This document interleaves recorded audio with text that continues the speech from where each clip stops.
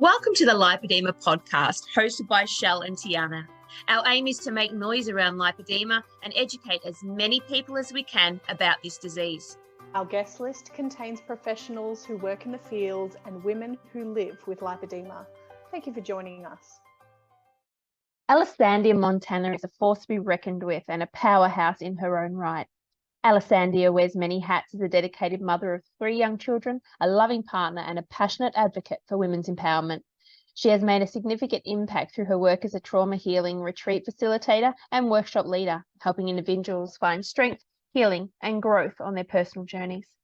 Not only is Allessandia a talented entrepreneur, co-owning a successful photography business, but she also founded Kick Camp, a body-positive kickboxing boot camp that inspires individuals to embrace their bodies and achieve health and fitness goals in a supportive and empowering environment. Her dedication extends beyond her professional endeavours.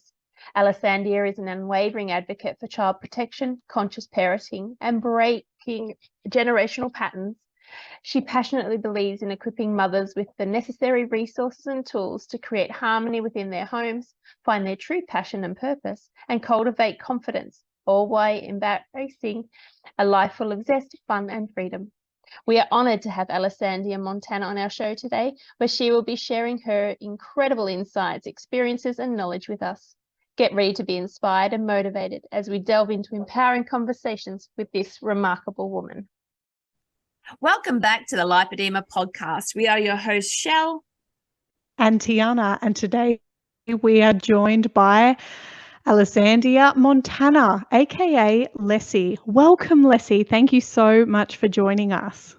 No, thank you for having me. It's such a pleasure, especially having such an intimate role in Shell's journey. And I've heard a lot about you as well, Tiana. So it's really nice to be invited into this space. And I think that the work you guys are doing in spreading awareness around lipedema is powerful and very important and very needed. So if I can play my role in helping more women to be able to learn about it and then learn to accept their journey and learn to love their bodies along the way, I'm honored to be a part of that. So thank you for inviting me. Oh, you are most welcome. And let's get started by telling us a little bit about yourself. I like love and hate this question because it's like, how I'm such a multifaceted woman. How do I wrap that up in like 3 minutes, or less? Land a plane. So I guess on that, I will start by the fact that I am spicy. I am diagnosed borderline personality disorder, ADHD, as well as complex PTSD. I struggled with body dysmorphia in some of my, I say younger years, but I'm youthful still. But I am a mom of 3 daughters. And I think when I became a mother, that really highlighted the importance for me of prevention, not cure, in regards to education, awareness, compassion for yourself and others, and also for, leading by example and being a really powerful role model for them so that they can, I guess my wish is that they can avoid some of the challenges that I faced growing up, societal expectations, shame, guilt, all those sort of things. Other than that, I am a partner to an incredible man who is business partner. He is my absolute rock and has been pivotal in my journey with my BPD around, abandonment issues, helping heal some of my mother wound and my anxious attachments. And I could go on. Outside of that, I do women's empowerment coaching. I run retreats. I'm very passionate about child protection and empowering mothers to be able to take care of themselves, because from that place of a full cup, a place of self-love, self-care, self-nourishment, we really can be the best parents that we can be, regardless of how that looks. In regards to like parenting styles, I think that that's less important than actually coming from a full cup to begin with. So, I also dabble in photography and a bunch of other things because, I'm a creative at heart, but hopefully that kind of sums it up. And the rest of it is probably in my pre-introduction or in the podcast notes. Absolutely. We will cover you all. You are so multifaceted and I love it. So I want to reverse back a little bit now. So as a fitness model, what was your inspiration for creating a body positive boot camp like Kit Camp? Ah, yes, I didn't even mention that, did I? And that was huge. So yeah, like you mentioned, something else that, you know, like I said, I can't fit it all into one spot, but yeah, I did do a lot of glamour modeling, fitness modeling. I did compete in WBFF and AMB. And that was really at the height of my body dysmorphia, and where I realized that what I thought was healthy was actually feeding my obsession and my comparison and my self-judgment and self-criticism. And following that was where I was like, I'm 176 centimeters and I was 45 kilos. So one of my legs weighs that now. And, you know, and I look back and I just think how much I judged myself, how much I tore myself apart. And if I'm completely honest, Kit Camp was actually born at the beginning as a mental health program. I was looking more at how much exercise and nutrition, when done right, was beneficial for mental health. So instead of it being all about, you got to have the right mindset, you got to get up 4 a.m. club, this, that, like get your mind right, and then the exercise and the body will follow. I started looking at it the opposite way. I was like, well, I've been doing that and I still feel shit. And I know a lot of other women who do too. So what if we flipped it? What if we started enjoying exercise and doing it to help boost the endorphins, boost the dopamine, you know, get those feel-good chemicals going, make friendships, and be somewhere you want to kind of be around the people, the environment, knowing you're doing something for you without it being a form of punishment or, you know, self-fixation. It's just coming from a place of loving your body. So it started there. And obviously, as it progressed, I recognized the changes in myself, the changes in others from the body confidence side. And it was just like two worlds collided. And it was like, oh, this is what this is. Holy shit.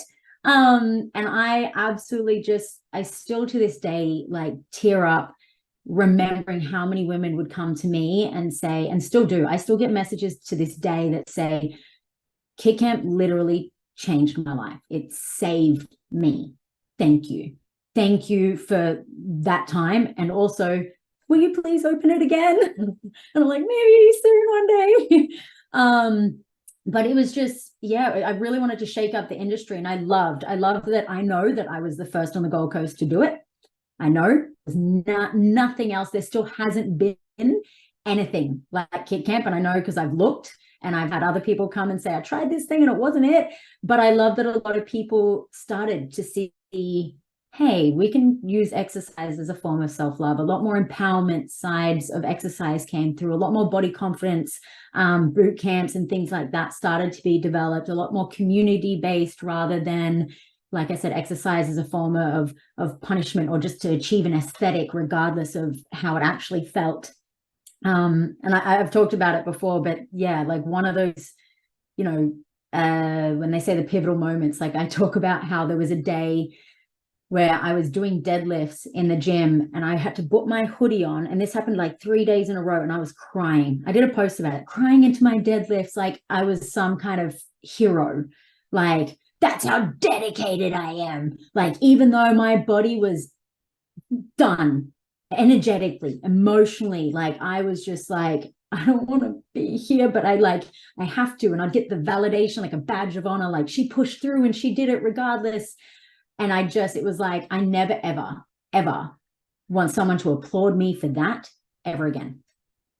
And so that's where it changed, where, you know, Shelley, you know that there would be days where you're like, I don't know if I should come today. And I'm like, how do you feel? Is it going to be something that if you come, you'll leave feeling better? Or is your body just needing a day off? Because rest is actually as important for recovery, for your aesthetic, as well as for your mental health, as well as for anything else. Like, it's as important in weight loss journey, even, to rest and recover as the weights themselves. And it became really important to prioritize that even within a boot camp. But I hope that answers your question. Absolutely. And I love that. Like, one of the biggest things like that I remember from my time at boot camp was those permission slips. Like, I never heard anyone talk about that. You're like, you give yourself permission to rest. And I'm like, what? But it's 5 o'clock in the morning and I feel like shit, but I know I've got to go.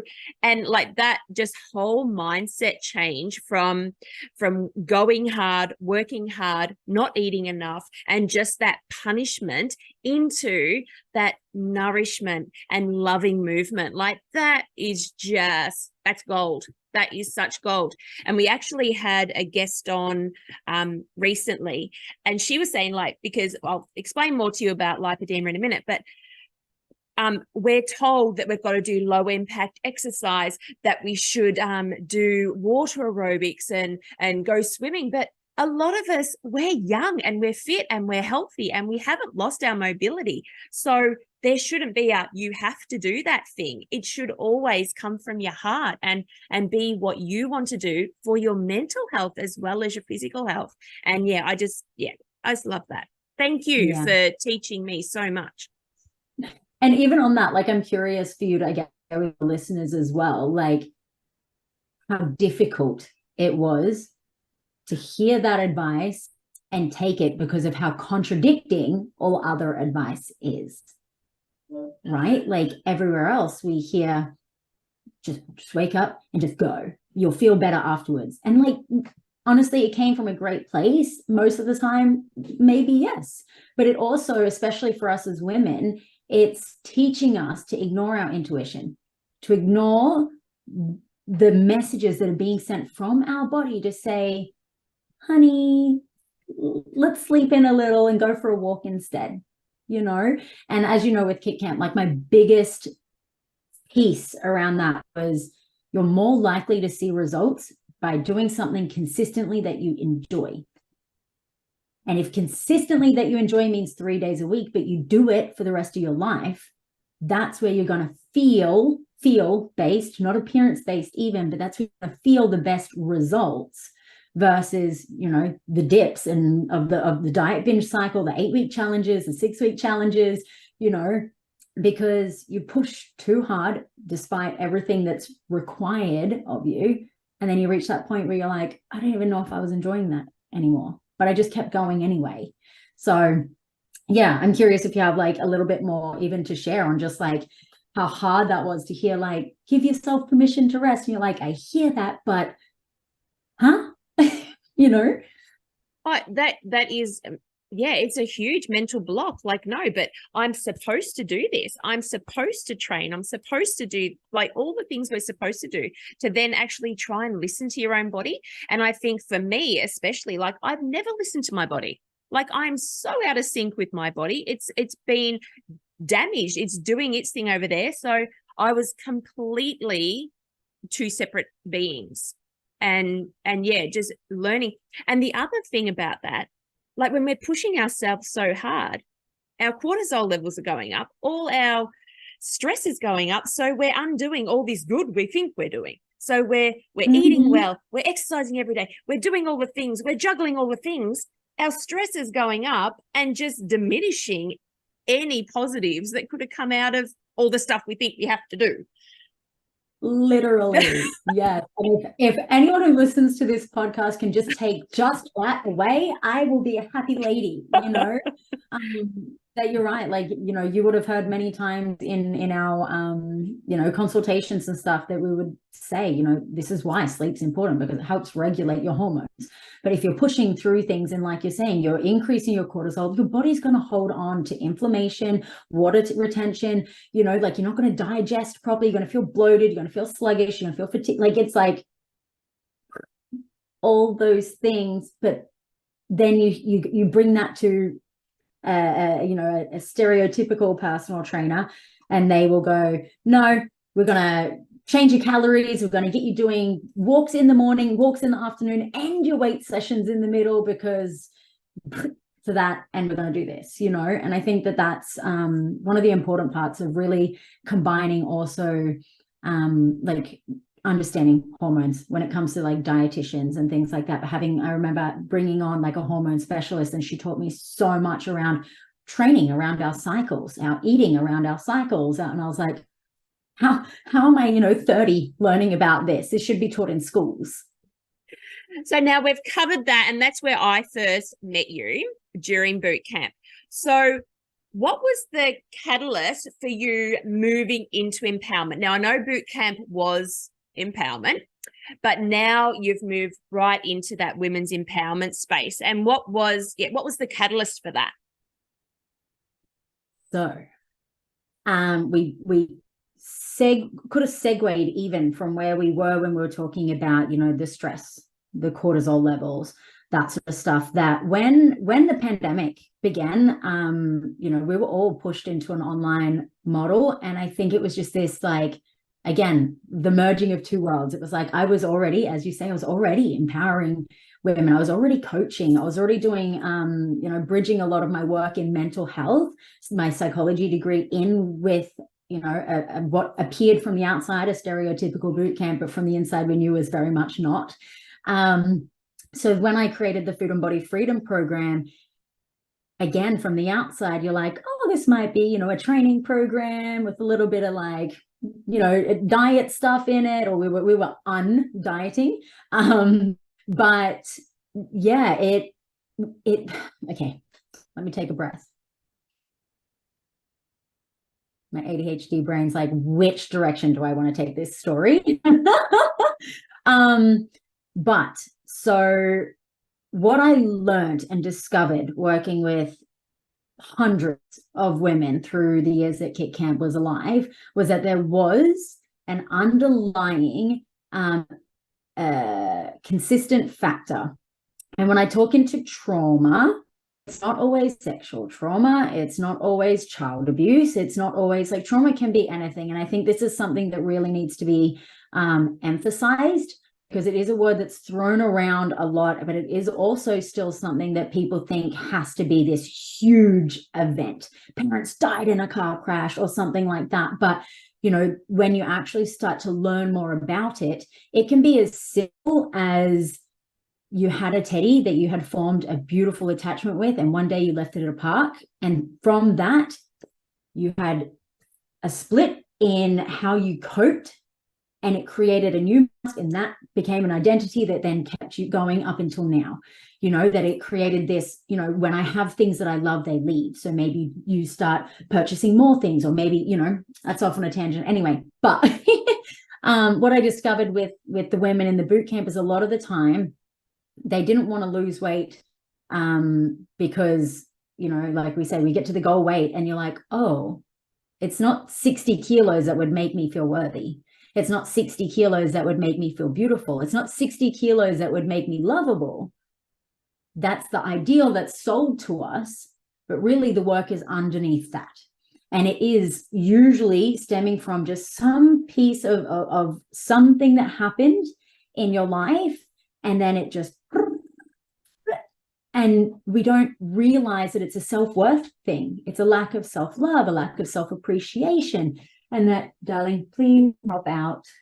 My daughter just learned how to unlock the office door with a spoon. Baby, can you? She opened it with a spoon. So, Oh, this is staying in. Like, we are keeping this. So I mentioned that I'm a mum of three, right? I love this so much because, Leslie, I'm a mum of twin girls, and Shell also has all girls in her fam. So, like, the estrogen is going off in all of our households, it seems. It is a lot.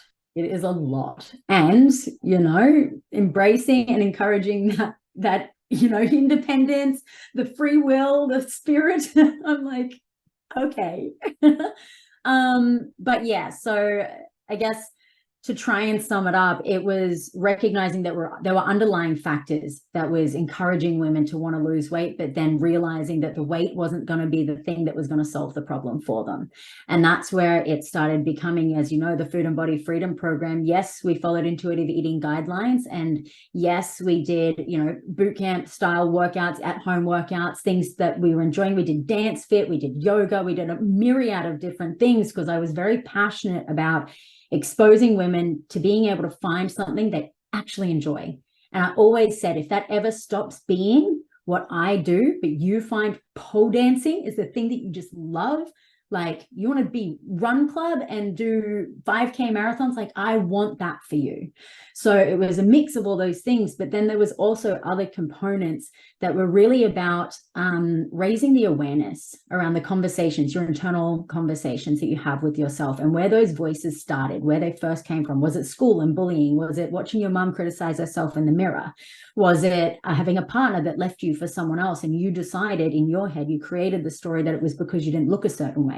Is it, trying to help understand the narratives that actually guide our motivation to wanting to look and feel a different way? And it comes from TV, it comes from magazines. But when you realize, oh my gosh, this is how I talk to myself, and then have the tools to change that narrative, to reprogram your mind, to be able to, like you said, there's steps, like to accept yourself, to respect yourself, to appreciate, then to love, and actually go, holy shit, my body doesn't look like anyone else's in the world. Even if I went and tried to get body double surgery, I still wouldn't be identical. What a fucking superpower that is, that I am 100% unique in every way.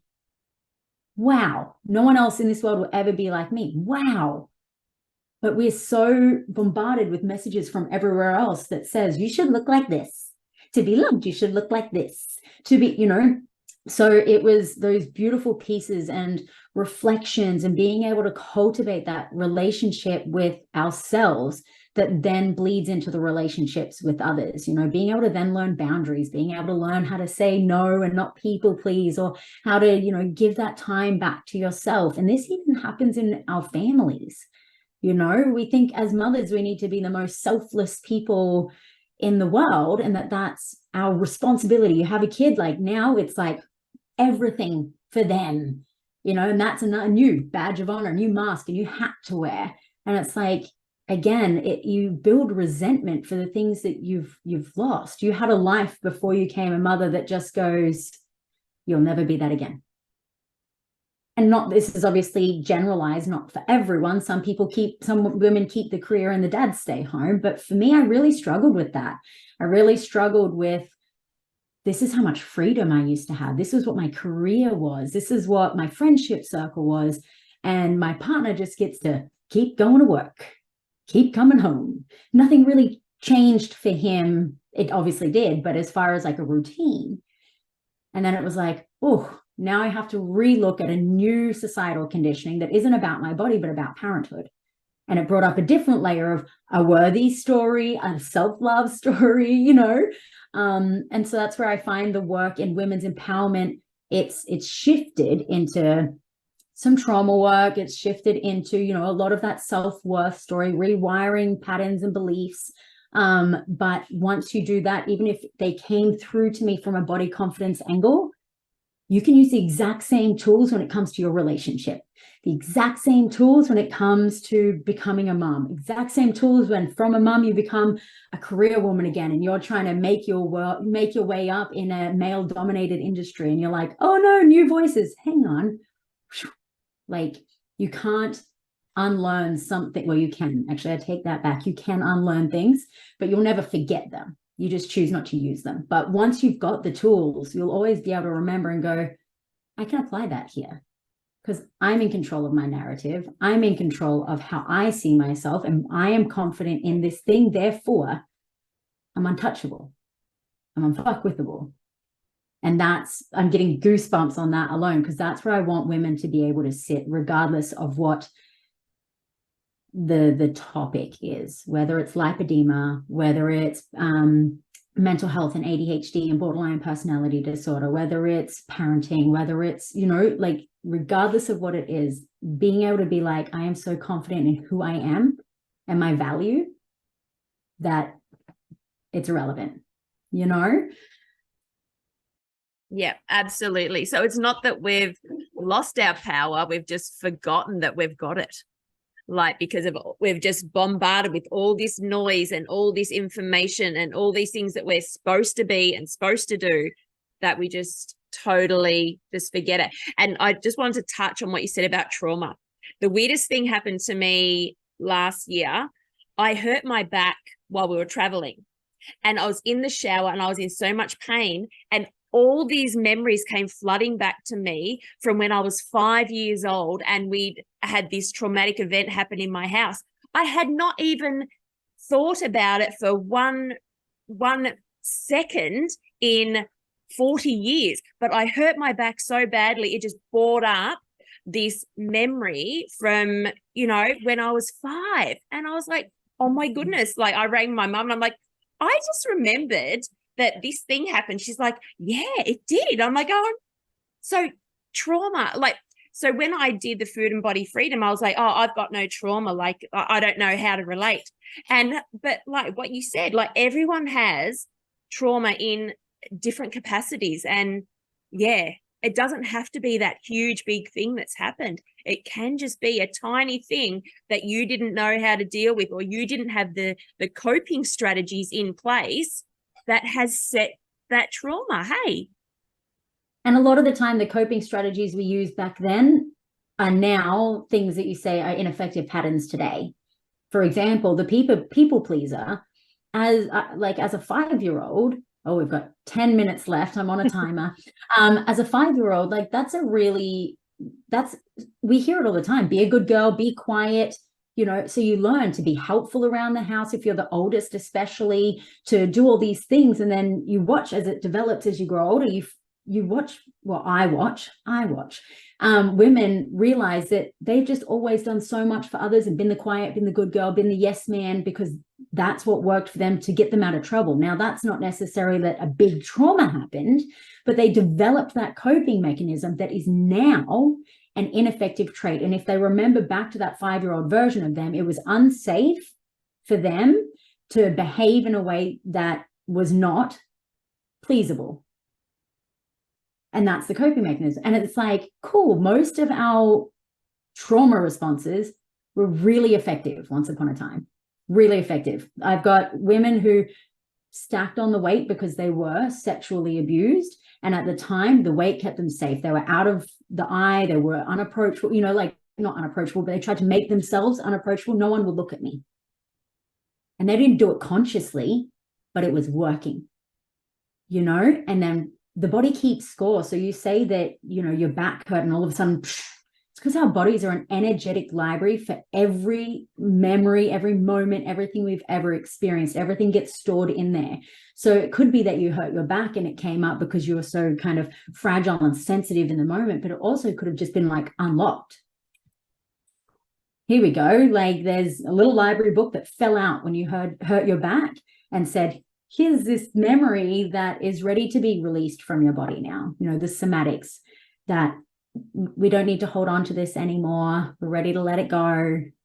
We want you to relive it so that you can have the conversation with your mum so that we can close the chapter, you know. But it's powerful stuff. And I'm trying not to take up all your time talking about it, because this will be 20 episodes if I go down the rabbit hole. And we would love that. But yes, we do have to land the plane at some stage, right? Rude. So our community, Lipoedema community, we have little to no control over the accumulation of fat and our changing bodies. So it impacts our physical health as well as our mental and emotional health. So what tips can you give to someone starting out, like who's just navigating this and just like what would your first step be in empowering someone with this diagnosis? So I guess we've talked about it a few times already. I would focus on finding something that you love. Yes, they say low impact. Yes, they say this, but also if you're enjoying what you're doing and enjoying it, not doing it because you think that you should, that would be my first. Because if you're enjoying your life, regardless of what happens, you will never look back and regret it, you know? Secondly, as you were speaking, the words that came to my mind were treat your body like you would someone you loved. Like treat your body like a lover, you know, and if it was your daughter, if it was your best friend, if it was your partner and their bodies were changing, how would you speak to them when they're being critics about their body's changing, things happening. How would you speak to them and speak to yourself the same way?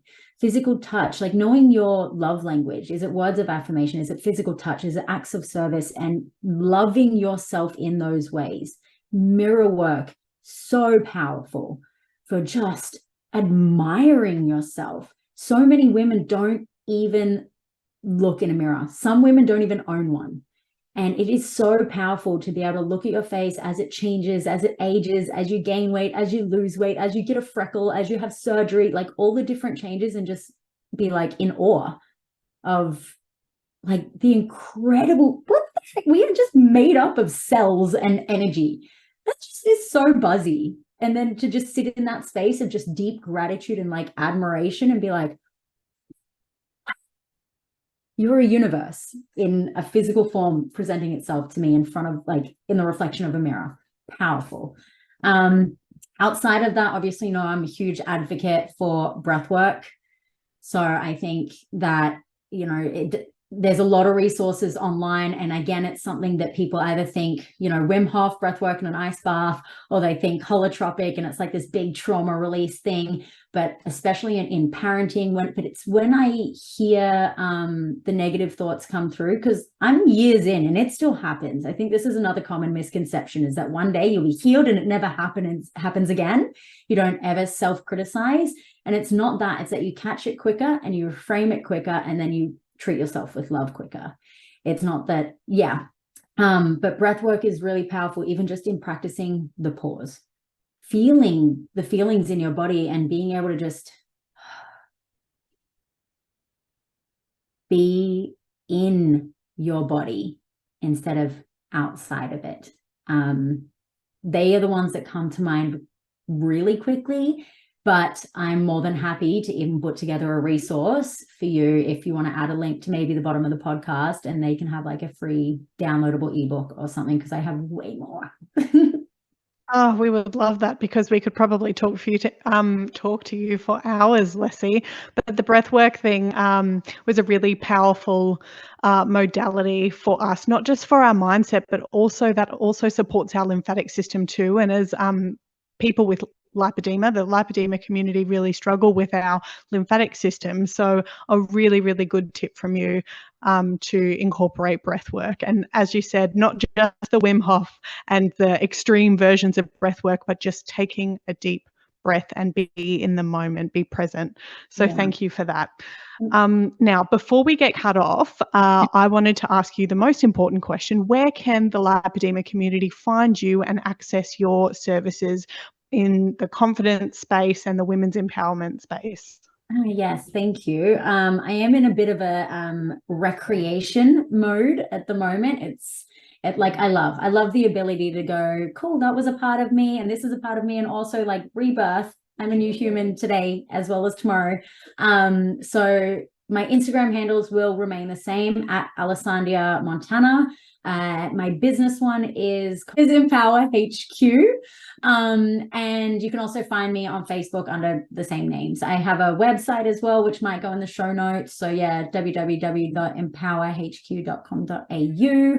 And my goal is to start creating more resources, free resources. So they're not on there yet. I will have a complete website rebrand, rehaul, but please just, if they're not there yet, come back in a couple of weeks and come and find some resources, because stuff specifically on all of these like topics will be available there. Amazing. Thank you so much. Look, I feel like we could talk to you for hours. Some of the things you were saying, and it's difficult with a podcast with two hosts, because we both want to jump in and riff with you about all of these things that come up for us as you're saying it. But we do really appreciate your time, Leslie, and hopefully you might be able to join us again and we can dive into more specific topics next time. I would love that. I was literally about to say, I was like, I think we need to do 3 or 4 more of these to just be agree. Just this part, go deep, this part. And I think over that, I would love to, please ask away. I'm all yours. Amazing. Well, in the meantime, all the best to you. Thank you so much for your time. And we will see you, the lipedema community, on our next episode. Bye for now. Yay, thank Bye. you. Bye. Thank you for listening to the Lipoedema podcast. Lipoedema and its symptoms vary from individual to individual. The opinions and advice voiced on this podcast are of a personal nature and used for educational purposes. Please take away from this podcast what resonates with you, and please see your GP or preferred specialist for diagnosis and healthcare. We are Shelley and Tiana from the Lipoedema podcast. Until our next episode, bye for now.